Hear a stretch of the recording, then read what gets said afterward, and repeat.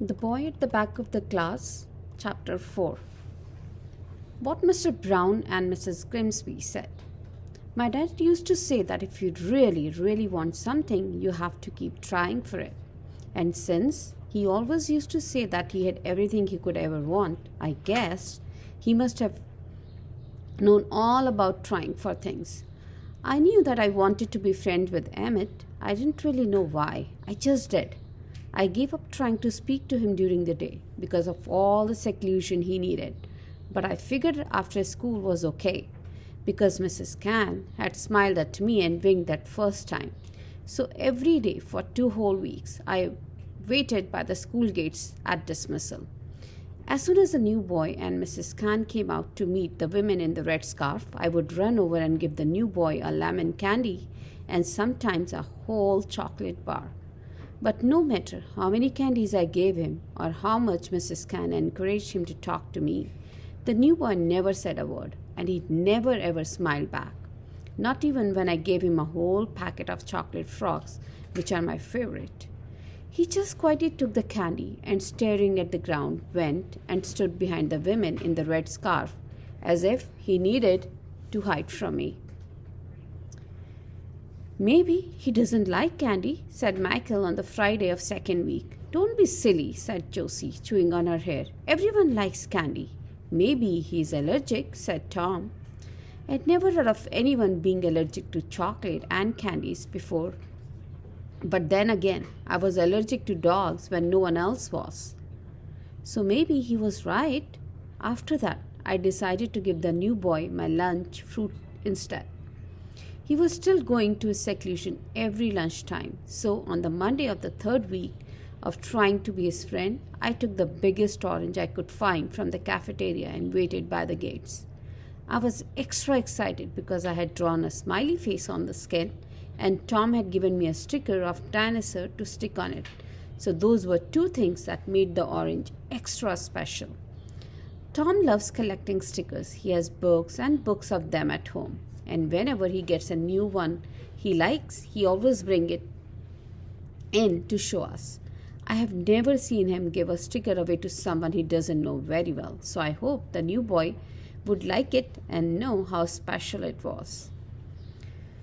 But as we were waiting for the new boy to come out, we heard something about him that we didn't understand at all. In fact, it was even more confusing than learning about the seclusion he was being given. There were lots of grown-ups standing behind us at the gates. They're always are at the end of the day. Sometimes they talk about the news of what they are making for dinner, but mostly they talk about the weather. I don't know why, because there's nothing more boring than talking about something everyone else can see for themselves, but I guess that's what you're supposed to do when you become a grown-up.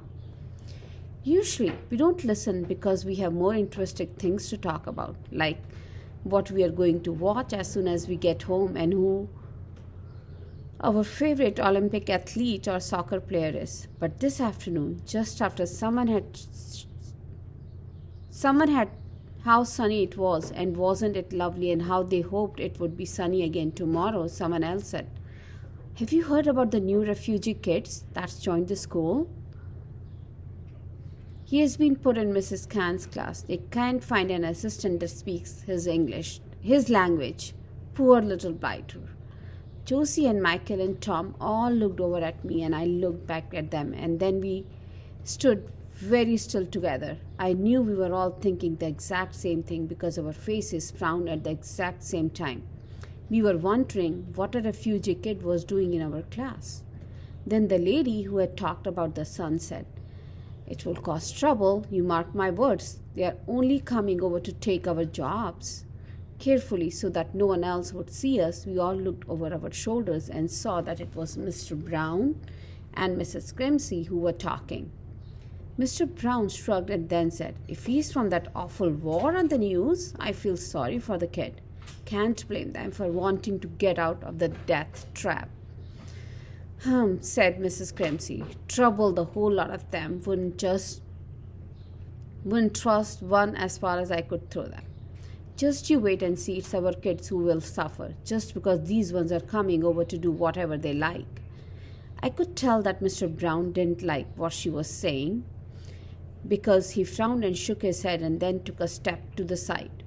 I like Mr. Brown. He's Charlie's dad. Charlie is one of the boys in upper school.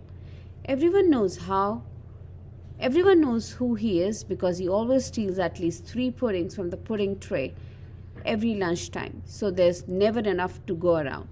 He's also famous for setting off the fire alarm to get out of a science test. He's always getting into trouble, but I don't think Mr. Brown knows about that because whenever he cries out, "Charlie, my old boy, what have you been up to today?" And Charlie says, "Nothing," Mr. Brown beams at him. Charlie tells everyone that his dad is a boxer, but I don't think that can be true. He has a long beard, and if I was a boxer fighting him, I would just pull his beard all the time and win. I looked right over at Mrs. Grimsey, her face all sour and pink and angry, and decided I didn't like her very much. She's the grandmother of a girl named Nellie who's in the year below us. Nellie is one of the most popular girls in school, mainly because she has won every burping competition the schools ever had. She can even burping famous songs as is always challenging everyone to try to beat her. I was looking up at Mrs. Grimsey and thinking about all the things she has said when Josie suddenly poked me on the arm. "Look!" When I looked back through the railings, Mrs. Khan and the new boy were on the playground and already talking to the women with the red scarf. So I ran just as fast I could and gave the new boy the special orange. As usual, he didn't say thank you and he didn't smile, but I saw his eyes widen when he saw the drawing of the smiley face and the sticker on the orange. And for the first time ever, he looked up at me with his lion eyes and didn't look away. I knew right away that he wasn't frightened of me anymore. I stayed back and gave a small smile. I wanted him to know that it didn't matter if he was a refugee kid. Whatever that meant, I still wanted to be his friend. I think he must have understood because he gave me a nod that no one else could see. I wished he had smiled back because you can only ever know that a person is really your friend when they like you enough to smile back at you. But it was okay because a nod felt like a promise, and I knew I wouldn't have to wait too long before the smile followed.